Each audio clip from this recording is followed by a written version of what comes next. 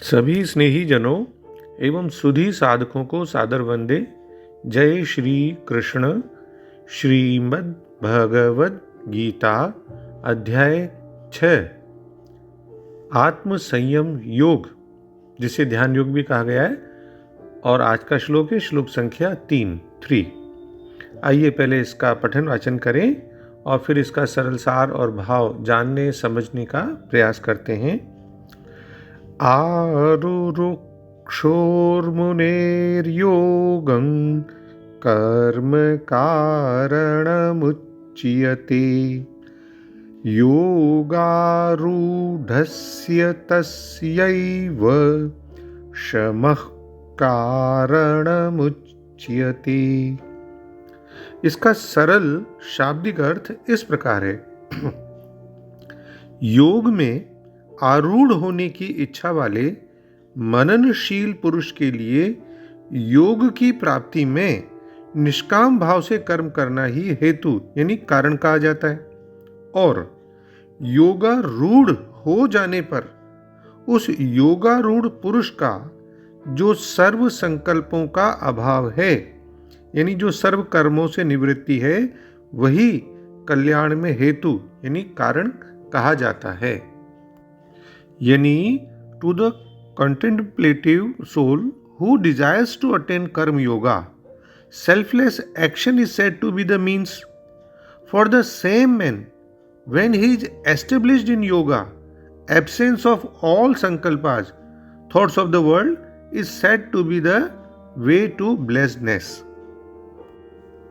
Means for one who is a neophyte, work is said to be the means, and for one who is already elevated in yoga, cessation of all material activities is said to be the means. तो पहले पदच्छेद के माध्यम से शब्दों का अर्थ देख लें। इसमें कर्मयोग के साधन का वर्णन किया गया है। भगवान कहते हैं कि और योगम, योग में आरूरुक्षो यानी आरूढ़ होने की इच्छा वाले मुने है यानी मननशील पुरुष के लिए योग की प्राप्ति में कर्म यानी निष्काम भाव से कर्म करना ही कारणम यानी कारण है, हेतु, उच्यते यानी कहा जाता है। और योगारूढ़ हो जाने पर तस्य उस योगारूढ़स्य यानी योगारूढ़ पुरुष का शमः जो सर्व संकल्पों का अभाव है यानी सर्व कर्मों से जो निवृत्ति है, सह एव वही कल्याण में कारणम यानी हेतु उच्यते कहा जाता है।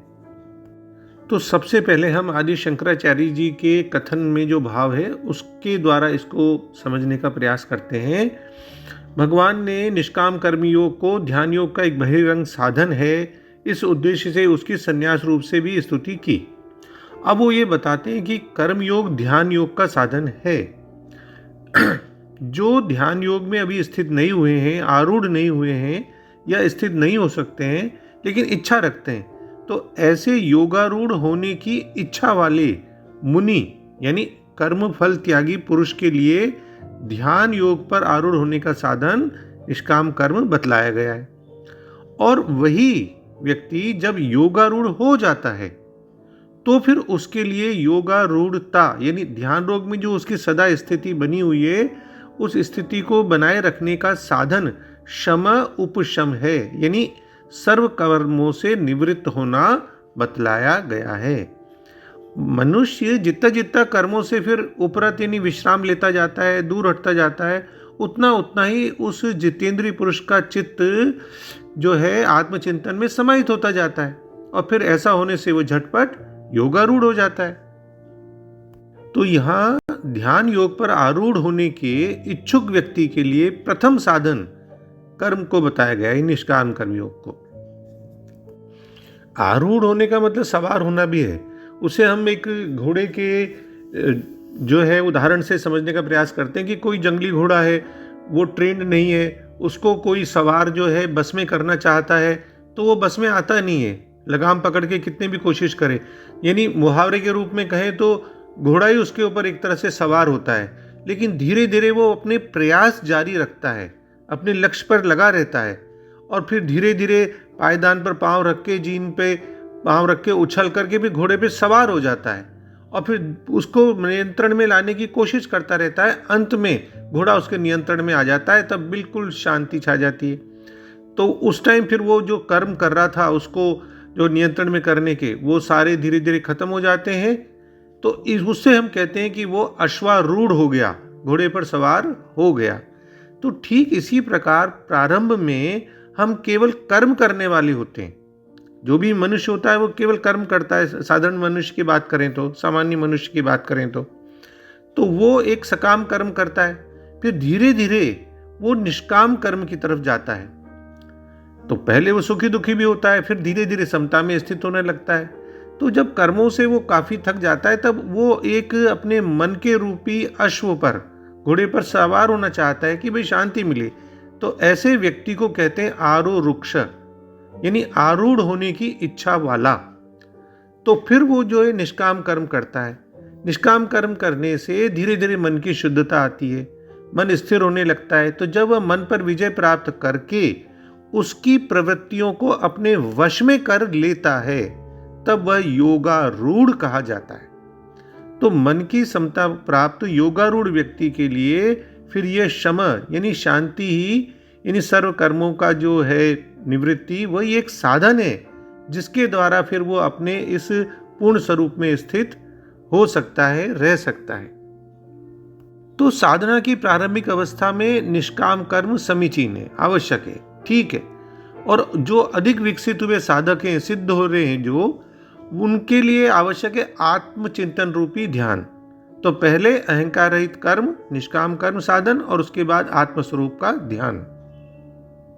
तो पिछले श्लोक में जिस योग की प्रशंसा की गई थी ना, उस योग की प्राप्ति का उपाय इस श्लोक में बताया गया है कि जो योग में आरूढ़ होना चाहता है, ऐसे मननशील योगी के लिए कर्तव्य कर्म करना एक कारण कहा गया है।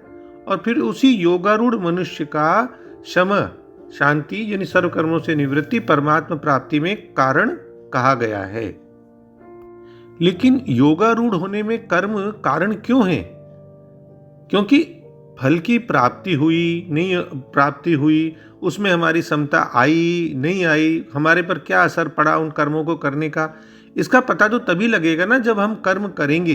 तो समता की पहचान तो कर्म करने से ही होगी। यदि कर्म करते हुए हमारे मन में समता आगे, राग द्वेष नहीं रहे, तो वो कर्मयोग में कारण हो गया। और फिर बात आती है योगारूढ़ होने वाले व्यक्ति की, योगारूढ़स्य, यानी जब वो इस प्रकार से निष्काम कर्म करता है, तब उसको स्वतः एक शांति मिल जाती है। उस साधक उस शांति में भी जो है वो एक साधन के रूप में उसको लेता है परमात्मा प्राप्ति के लिए।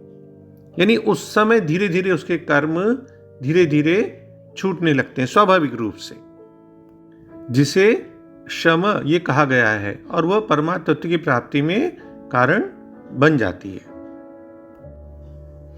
यहां इस बात पर भी ध्यान देना आवश्यक है कि शम जो शब्द आया है इसमें, उसका अर्थ स्वामी आदि शंकराचार्य जी ने सर्व कर्मों से निवृत्ति, सर्व संकल्पों का अभाव भी जिसे कहा गया है, सर्व संकल्पों से निवृत्ति, सर्व कर्मों से निवृत्ति कहा गया है।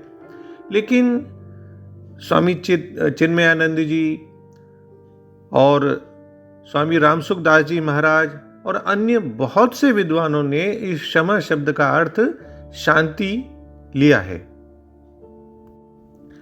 तो योगारूढ़ होने में निष्काम कर्म करना कारण है, यानी निस्वार्थ भाव से दूसरों के हित के लिए कर्म करना।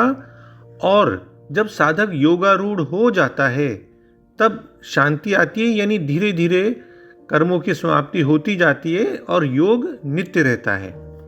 वैसे तो भोगी भी कर्म करता है, कर्मयोगी भी कर्म करता है, पर दोनों के उद्देश्य में बड़ा भारी अंतर रहता है।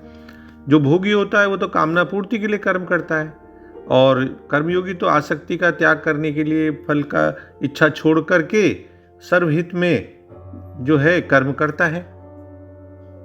तो यहां जिसको शम यानी शांति भी कहा गया है, उसी को दूसरे अध्याय के 64वें श्लोक में प्रसाद, अंतःकरण की प्रसन्नता कहा गया है। और इसी छठे अध्याय के 15वें श्लोक में निर्वाण परमा शांति, इसका जिक्र भी आया है। और 12वें अध्याय के 12वें श्लोक में ये भी बताया गया कि त्याग से शांति मिलती है, त्यागात् शांतिरनंतरम। तो स्वामी श्रील प्रभुपाद जी के शब्दों में देखें तो नव साधक के लिए कर्म साधन कहलाता है और योग सिद्ध पुरुष के लिए समस्त भौतिक कार्यकलापों का परित्याग साधन कहा जाता है। तो परमेश्वर से युक्त होने की विधि ये योग है। यानी ध्यान में प्रविष्ट होने के लिए जो आरंभिक प्रयास है वो सकाम कर्म आएंगे, फिर निष्काम कर्म आएंगे, फिर ऐसे कर्मों से पूर्ण मानसिक संतुलन प्राप्त होता है, अंतःकरण शुद्ध होता है, इंद्रियां वश में आती हैं, और जब मनुष्य पूर्ण ध्यान में सिद्ध हस्त हो जाता है तो फिर विचलित करने वाले समस्त मानसिक कार्य बंद हुए माने जाते हैं। और सरल शब्दों में श्लोक का भाव देखें तो जो योग मार्ग से भगवत प्राप्ति की अभिलाषा करते हैं उनके लिए बिना आसक्ति के कर्म करना एक साधन है, और वे योगी जिन्हें पहले से योग में उच्च स्थिति उच्चता प्राप्त हो चुकी है, योगारूढ़ हो चुके हैं, उनके लिए ध्यानावस्था में परम शांति को साधन कहा जाता है। देखिए, तीसरे अध्याय के तीसरे श्लोक में भगवान ने उल्लेख किया था कि आत्मकल्याण के दो मार्ग हैं, एक ज्ञान का मार्ग, दूसरा कर्म का मार्ग, और उनमें से भगवान श्री कृष्ण ने अर्जुन को कर्म के मार्ग का अनुसरण करने का उपदेश दिया। फिर 5वें अध्याय के दूसरे श्लोक में उन्होंने फिर से उसे कर्म योग को उत्तम मार्ग बताया। यानी हमें कर्म तो करना चाहिए, पर क्या हमें जीवन पर्यंत कर्म ही करते रहना चाहिए? कहीं तो कोई सीमा होगी। तो एक तरह से देखा जाए तो भगवान श्री कृष्ण इस श्लोक में उनकी एक सीमा भी निर्धारित करते हैं। जब हम कर्मयोग का अनुपालन करते हैं तो मन को शुद्धिकरण और आध्यात्मिक ज्ञान परिपक्वता की ओर हम जाते हैं, पर एक बार जब हमारा मन शुद्ध हो जाता है और हम योग में स्थित हो जाते हैं तब हम कर्मयोग का त्याग कर संन्यास ले सकते हैं। चाहे तो फिर भी हम जो है कर्म कर सकते हैं, जैसे जनक आदि जो भी सिद्ध हुए हैं योगी, उन्होंने उसके बाद भी लोकहित में कार्य किया है। लेकिन अगर हम उसमें योग में स्थित हो जाते हैं तो फिर लौकिक सांसारिक भौतिक गतिविधियों का कोई प्रयोजन नहीं रहता और ध्यान ही हमारा मुख्य साधन बन जाता है। तो फिर हमें उसी मार्ग का अनुसरण करना चाहिए जो हमारी योग्यता के अनुरूप हो। तो इस श्लोक में एक्चुअली योग्यता का वर्णन भी आया है कि भगवान कहते हैं कि जो योग प्राप्त करने की इच्छा रखते हैं तो आप कर्मयोग से जाइए, वही आपके लिए उपयुक्त है, और जो योग में उन्नत हो चुके हैं उनके लिए फिर कर्म संन्यास अधिक उपयुक्त है। तो योग शब्द देखा जाए तो लक्ष्य और साधन दोनों के लिए इस्तेमाल होता है। हम जब इसे लक्ष्य, योग को लक्ष्य के रूप में जब देखते हैं तो उसका प्रयोग करते हैं कि भाई भगवान के साथ एक होना है, इसके अर्थ में करते हैं। और जब हम इसे एक साधन या एक क्रिया के रूप में देखते हैं तब योग का मतलब हो जाता है कि भगवान के साथ जुड़ने का मार्ग, एक रास्ता, वो एक मार्ग के रूप में हो जाता है। तो यहाँ दूसरे यानी एक मार्ग के रूप में योग उस सीढ़ी के समान है जिस पर चढ़कर हम भगवान तक पहुंचते हैं, और उस सीढ़ी के सबसे जो निचले पायदान हैं, निचले पाए हैं, वहां पे तो सकाम कर्म है, और फिर धीरे धीरे ऊपर की सीढ़ियों पे निष्काम कर्म आ जाता है। अब धीरे धीरे ये सीढ़ी आत्मा को एक स्तर से और ऊंचे के स्तर पे ले जाती है और अंतिम जहां पे भी चेतना दिव्य चेतना में तल्लीन हो जाती है। तो सीढ़ी के विभिन्न पायों के अलग अलग नाम हैं, तो उसमें से योग आरूरुक्षो ये नाम उन साधक का नाम है जो भगवान में एकाकार होने की इच्छा रखते हैं, अभिलाषा करते हैं, और इस योग रूपी सीढ़ी पर चढ़ना शुरू करते हैं। और फिर योग आरूढ़स्य यानी योग आरूढ़ हो चुके हैं, ये वे साधक हैं जो सीढ़ी के सबसे ऊपर के पाए तक पहुंच चुके हैं। तो ऐसे व्यक्ति जब योग में सफलता जिन्हें प्राप्त हो चुकी है और मन आत्मा में स्थिरता प्राप्त कर लेता है तो फिर कर्म से मुक्त एक शांत अवस्था शम, उसको आत्मा के साथ गहन एकत्व का साधन यहाँ कहा गया है। यानी ध्यान की प्रारंभिक अवस्थाओं में निष्काम कर्म के अभ्यास द्वारा शुद्धता प्राप्त करिए। जैसे जैसे मन अपनी शुद्धता से दृढ़ और स्थिर होता जाएगा वैसे वैसे आप कर्म धीरे धीरे कम कर सकते हैं, धीरे धीरे हो भी जाएगा, क्योंकि जैसे जैसे साधक आत्मा के निकट पहुंचता है ना वैसे वैसे कर्म अपने आप ही समाप्त होते जाते हैं। वृक्ष के अगर सूखे पत्ते हैं तो वो तो धीरे धीरे झड़ते ही हैं। तो इस प्रकार कर्म का जो क्षेत्र है ना वो बाहरी जगत से आंतरिक जगत में, क्षेत्र में स्थानांतरित होता है, ट्रांसफर होने लगता है, और फिर केवल आत्मा का श्रवण, आत्मा का चिंतन, आत्मा का ध्यान, ये साधक की आंतरिक खोज बन जाता है। यानी कर्म वहाँ भी होते रहते हैं, लेकिन आंतरिक रूप से सारे होते रहते हैं, और इंद्रियों द्वारा बाहरी जगत के सक्रिय कार्यों में संलग्न होने के लिए वो साधक अनिच्छुक हो जाता है। उसे आत्मा में लीन होने में परम संतोष मिलता है, और बाकी शरीर, अंग, इंद्रियां, मन, इनकी चंचलता शांत हो जाती है, और साधक को उनकी कोई आवश्यकता भी नहीं रहती, क्योंकि मन और बुद्धि तो अंतर्मुखी हो जाते हैं, और आत्मा की ओर जो आरोहण है, चढ़ना है, वो फिर निरंतर बना रहता है।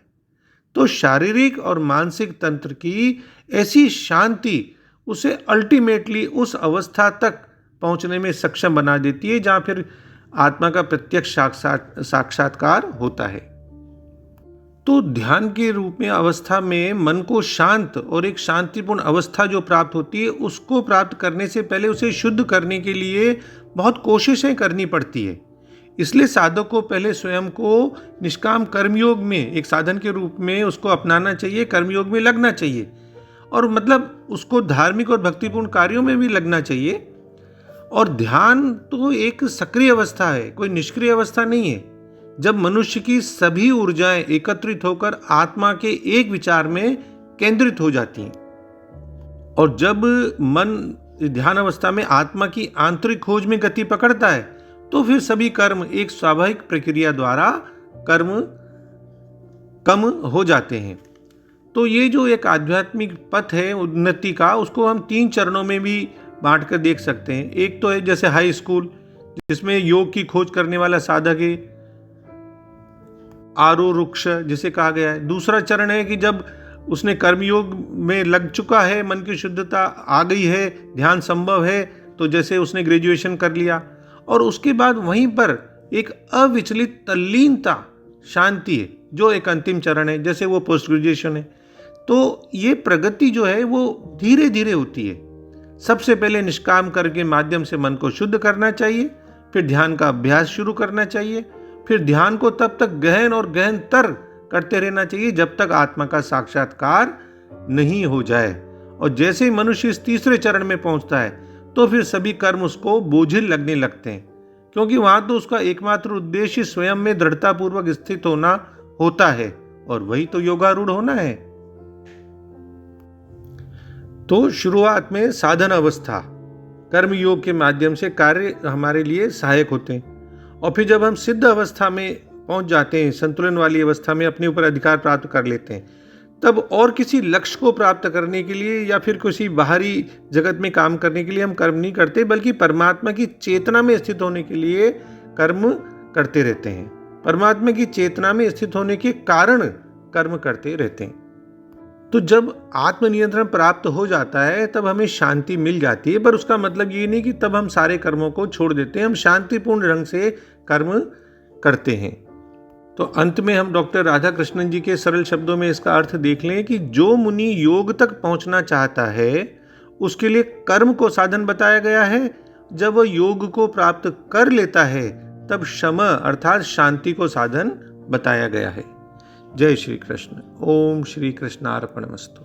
डॉक्टर BK शर्मा के प्रणाम, और किसी भी भूल अथवा त्रुटि के लिए क्षमा। सर्वे भवन्तु सुखिनः, सर्वे सन्तु निरामया।